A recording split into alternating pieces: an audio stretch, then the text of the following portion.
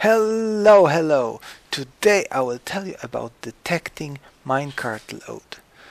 Now, why are we here? We are in the kelp farm built by Cubfun in the Hermitcraft, if I'm not mistaken, and you may feel slightly uneasy with all the observers watching us with their unforgiving gazes.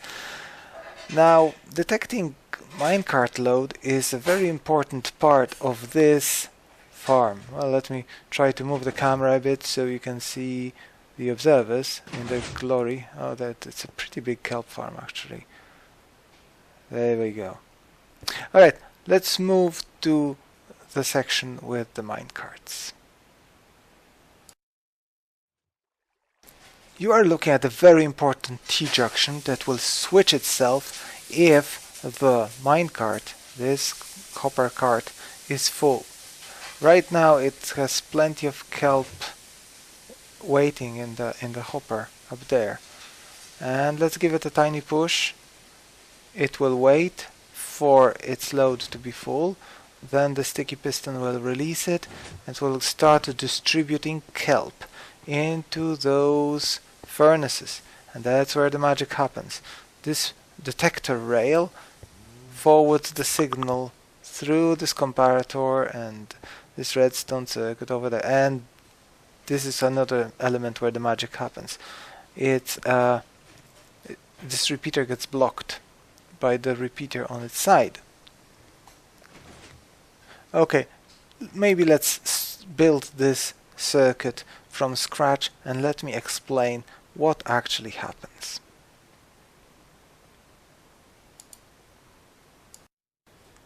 As you may already know, redstone signal travels 15 blocks without repeaters. See, that's 15, yep, that's 15. See the last block, it's unpowered. So I divided it into 5 sections. Yeah, let's switch off this lever and actually remove it, we won't need it. I divided it into 5 sections because there are 5 spaces in the minecart, this minecart with hopper here, which we will be using. As you can see, this one had only one element in its hold, and the redstone signal reached the 3rd block. This will be important later on. There we go, 3rd block. See, three lanterns lit up, and it doesn't actually matter what you put in, whether it's heavy granite or whether it's just pickles. As you can see here, it's exactly the same.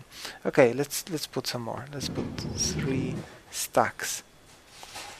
Actually, it doesn't matter whether it's a stack or not. Even one piece of granite will trigger the same reaction. It will trigger 3 blocks of signal. Okay, in this case it reached the very end. All the 15 blocks of signal. So what we will need to do is, for that comparator, see, it gets lit. We will need to somehow make it important for our circuit when the comparator doesn't get lit. So here we have the minecart loaded with 1 stack. It will trigger redstone signal 3 blocks long. Now watch what happens. There we go, 3 blocks long. I don't know if you noticed until the comparator got lit, but the redstone signal ended here. Yeah. So watch, it never lights the repeater. This is the repeater we wanted. Okay, so now we're adding 2 stacks. Let's have a look what happens now. See, repeater was lit and it blocked the other repeater. And thanks to the magic of stop motion, I highlighted the repeater that we want to block and the other one. You can see if you place the repeater sideways, this is what happens. So it gets overridden. Okay, play. See, pressing button, the repeater gets blocked. Now what to do in order to amplify this signal even if it's only one stack. Why? Of course, let's place another repeater over here. This should suffice. Let's test it. And it didn't work. I wonder why. Now whenever you place a redstone active component like a repeater or a comparator, it powers the block adjacent to it. So you have to place a block here. See, now the block of stone gets powered, and whatever is underneath gets powered as well. So there you go. It gets powered, the repeater gets powered, everyone's happy. Okay, let's remove that block. Let's see if it works for only one block of granite.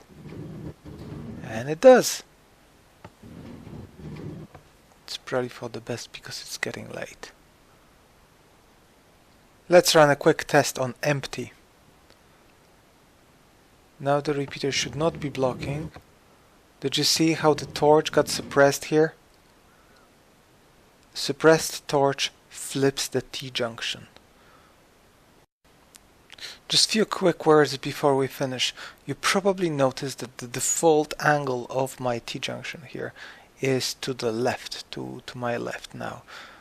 When the torch is suppressed, it flips to the right.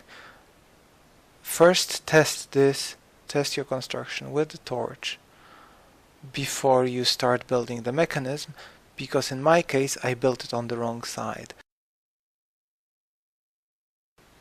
Okay, this is it for today. Thank you for watching and good luck with your redstone mechanisms.